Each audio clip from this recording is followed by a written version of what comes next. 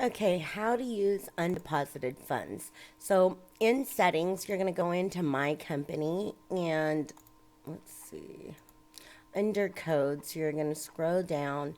And if you want to use undeposited funds, you would check that box. If you do not want to use undeposited funds, you would uncheck that box.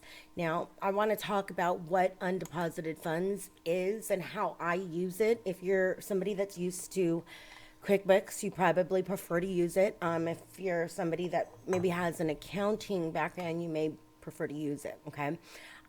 If you're somebody that is doing bookkeeping and you're not fully well versed in all of that, I probably would opt not to use it. Okay. And what it is I like to think about it as a desk drawer. Back in the day when we actually collected more checks than other kinds of payments, we would put it in undeposited funds. And I always think of undeposited funds as like the desk drawer, the cash register drawer. So that's like what comes in and it's sitting there and it's getting ready to go to the bank. So if I was taking money in, it would be posted here in money in, going to undeposited funds. And then there is another step, okay?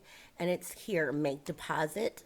And when you have make deposit, you would see the list. You can also print deposit slips if need be and go ahead and deposit and transfer, okay, to the right accounts when you have multiple, check payments or whatever. Okay, that's usually how you would do it. Okay, and you would do this for as many different vendor kinds of payment methods. Okay.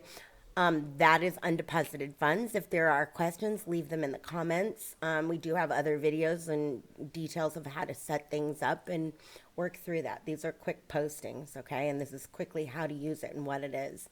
Okay, thank you.